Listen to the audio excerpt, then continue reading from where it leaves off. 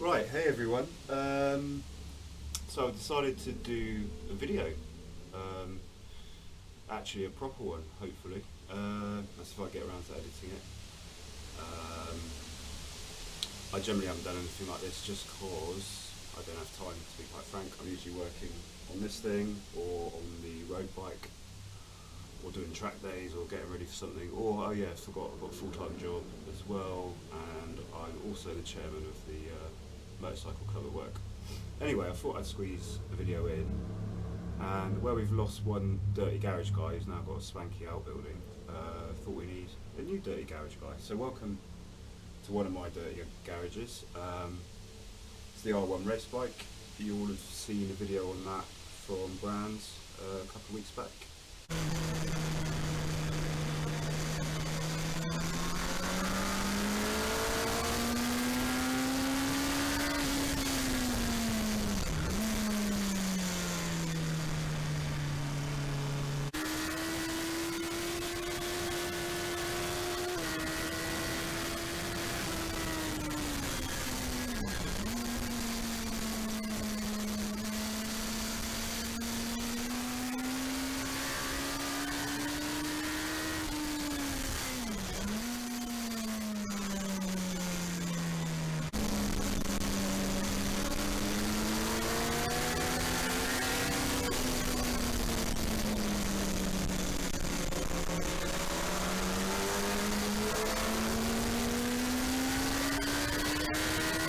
Got another track day next week at Brands on it as well. Hoping the weather will hold out. It's not looking great at the moment. You can probably see another bike there. That's James's bike. For those of you who know me, you know who James is. I hope he doesn't mind me having his bike in the video. I'll check with him beforehand. So unlike the previous Dirty Garage guy, I drink water, not Red Bull. So I'm sponsored by Thames Finest. And actually the main reason I wanted to do this video was to do an update on the EBC brake disc video, which I did probably about a year ago or something like that. So I never actually released it because I was in the middle of getting it all sorted out. Matt chose to put, I think he put all of it up in the end on his channel. EBC apparently got a little bit funny about all of that, and then they were a bit wary of dealing with myself and Matt after that. So I just wanted to clear all of that up. So the EBC fiasco, yes, I had some brand new. Actually, no, I'm going to preface this by saying EBC were really, really good, and I want to clear their name if there was ever any doubt about it. I'm a strong believer in their products. I think they represent good value too. But as you know, I had this issue with the wave washers behind the rivets. I'm not going to disclose the email or the person's name or anything who I dealt with, but he was really good, really helpful. Admitted that it shouldn't have happened. Wanted the disc back to do a failure analysis on it. Of course, Matt and I have not had access to that failure analysis. Quite rightly so. They want to, look after themselves and so on. So they did sort me out with a brand new set to stick on the SV. They didn't fail in the time that I had it, the wave washers, and I must say they're really good quality brake discs. They're very noticeable difference in the braking power between them and the standard OEM ones. You'll see which ones they are. I can't remember the model name of them now. I think they're called V Rotor or something. Yeah, EBC V Rotor, I think they are. No, they're really good. Stop and power on them is noticeably an upgrade on the OEM, and I mean against new OEM, not knackered out old OEM. So yeah, they're really good brake discs. EBC sorted me out. Wanted to settle that once and for all, and I'm going to officially tag on the video that I did questioning it at the end of this video. But yeah, EBC, good. I still buy their double H sintered pads for my road bike, believe in them. I use either EBC or SBS pads generally. SBS dual carbons in here. They are incredible. I've used SBS RS as well on race bikes. I've never used SBS on my road bike, so couldn't really comment on how they are on the road. I'm sticking with the EBC HH sintered for now. Anyway, yeah, that's my view on brake discs and brake pads, what you know of what I've talked about. What else do I want to talk about? Yeah, so something else, actually, I want to ask your opinions. I've got Brembo RCS 19 master cylinder.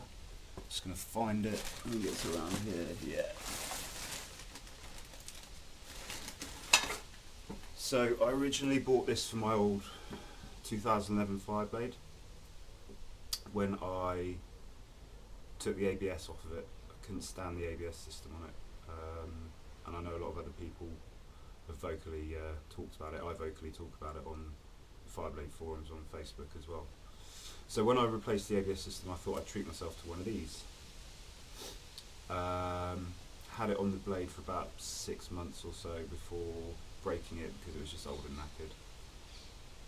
So this was just knocking around as a spare in the garage for about a year, and I decided to put it on here. This was on it already. This is the standard, I say standard, the old, it's the Brembo 19x20. So it's the non-adjustable 19x20 master cylinder. Not had any issues with that so far, but I thought as I've got this, which is a newer and adjustable master cylinder, I thought, well, why not put this on? And so at that track day at Brands Hatch, which you might have seen the video for, what brought an end to that day for me was this failing. And actually you can still see now. I don't know if you can see that in their focus. I know that people do this to get stuff to focus. You might be able to see a little bit of fluid weeping out of there. This has been detached from the bike for 2 weeks now. It should be a dry cylinder, and there's still fluid coming out of there. I'll explain what happened. So, penultimate session, I was about to go out. I might have some footage actually of me doing this. Might not be that exciting, but anyway.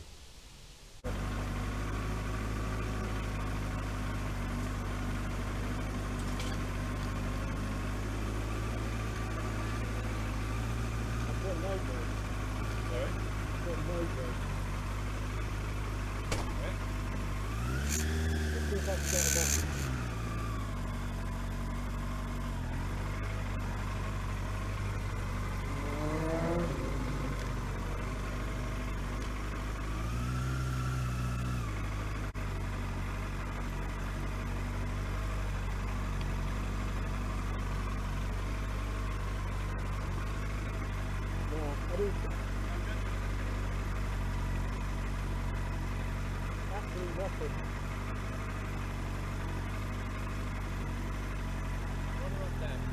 No, look, dude, there's nothing. Actually, nothing. You do it. Okay, that's bad. Probably need a bleed.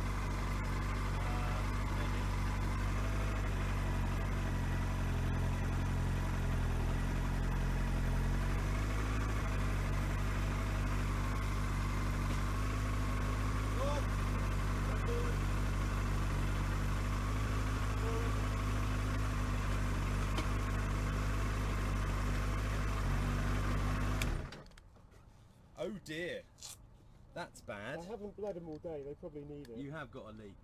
Oh, have I? Where? Yeah, well, I won't wipe it away, you can have a look at it. I don't know, that doesn't suggest that all of it's gone out. Well, I'm so glad that didn't go on track. Yeah, that would have been a bit messy, wouldn't it? Where's it leaking from? Well, you can just have a look. I'm not going to describe it all to you, and you're going to see it in 3 seconds.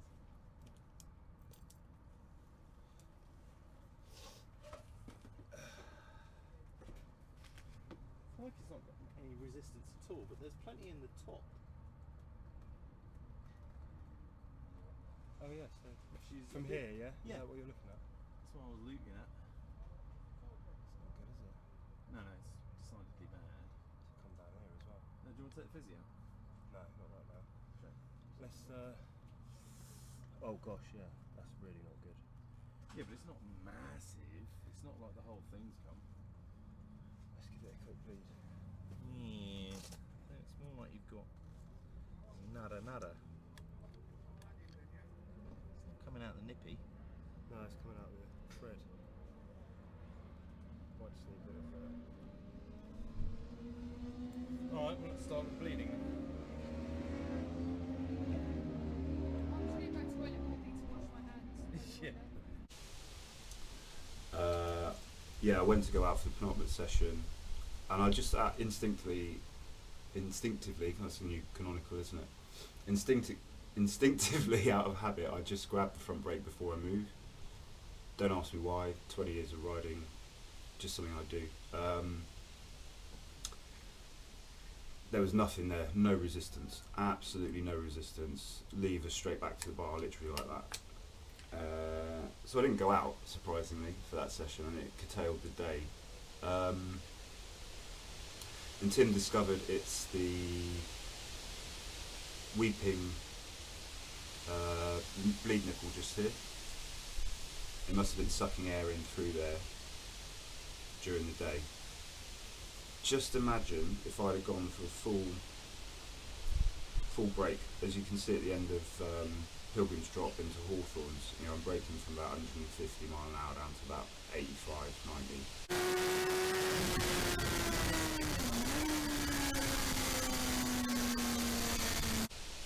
Just imagine going for this and there being nothing. So yeah, I felt like I dodged a bullet on that day. So what I want to ask you guys is, have you ever had a weepy bleed nipple?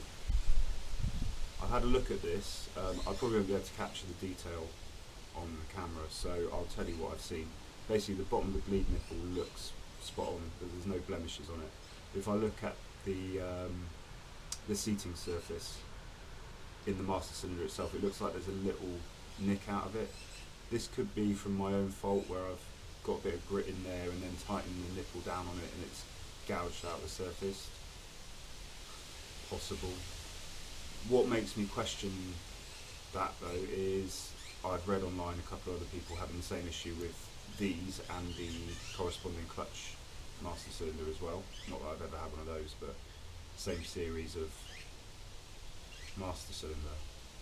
So let me know in the comments if you've had any issues with these, because it'd be nice to gather some evidence and speak to Brembo about it. I think Mr. Fagan in 44 Teeth, when they went out to Spain and did that race, I think he had one of these on his Gixxer. I seem to remember him having problems with his one, don't quote me. But if anyone knows him well enough to ask him the question, leave me a comment. So that's that. I think I've done that to death. What else? So, let's check you're still recording.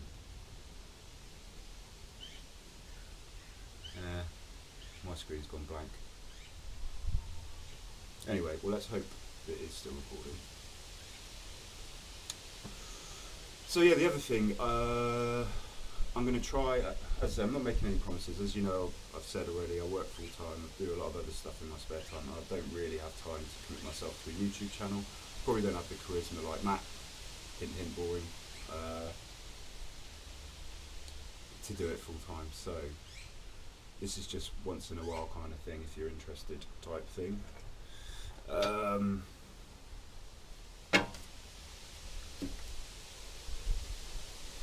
What else?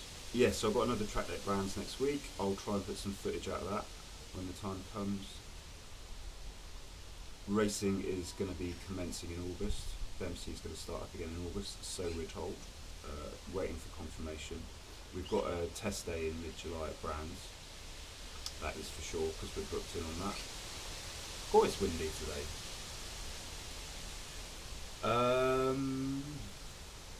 So yeah, I think Cadwell's the first one. I'm going to try and get Matt and or Craig to come to that.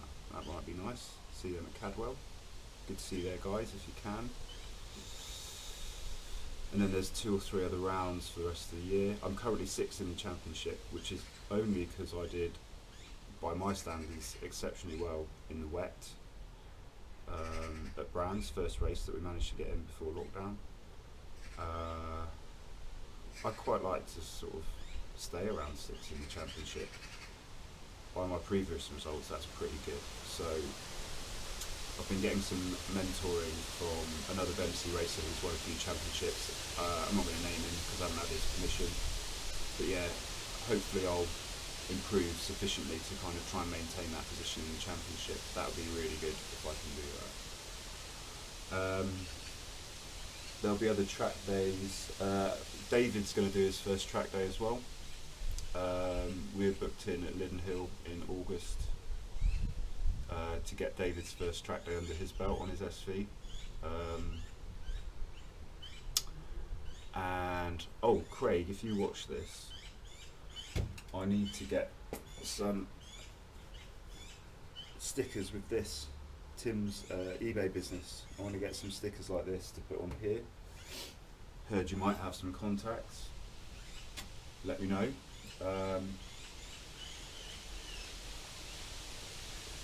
Oh yeah, this was the video, the original video of the EBC discs, if you remember.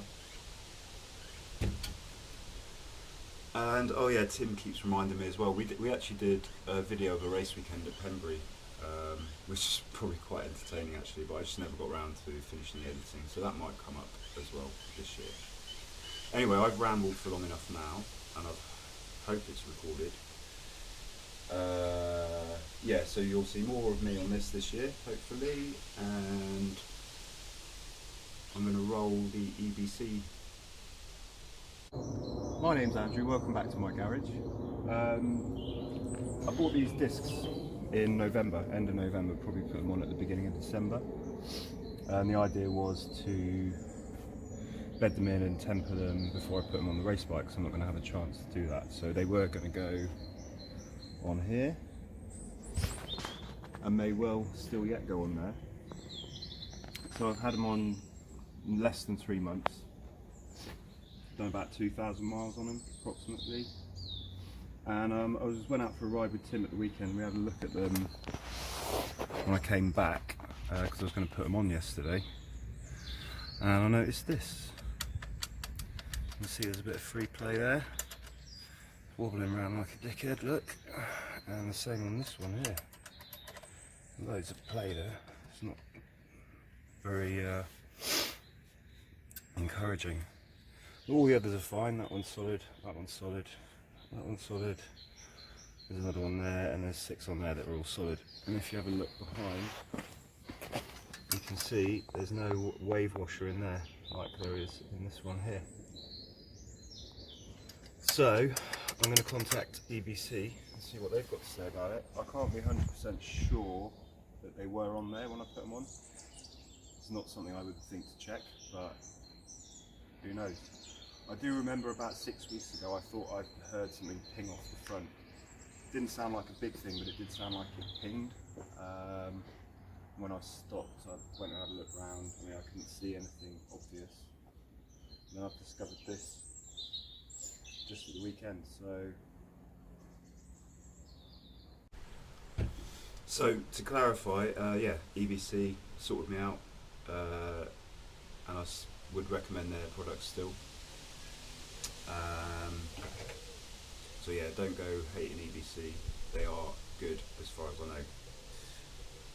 Well, from my experience anyway. One other thing I forgot to say at the beginning as well, I've got some featured channels in my channel now. There's a few up there for various reasons. Some I just like, and some I think are really good for track tuition, things like that. For example, Sylvan Gintoli's channel, I really like his channel. He gives really good advice on just riding generally, but he breaks down the technical aspects of things. He did a really good one on rear braking. He sort of shows graphs of what you're doing at corner entry and stuff, and what various GP, well not various, what generally GP riders do, and actually stated that when he rides a superbike he never touches the rear brake. So that's a good video. He's done another one on how to set up your bike with various types of data logging and things like that. So so he's a good one to watch. Impressed with his videos. Life at Lean as well. He's got some good videos on track riding, so recommend him.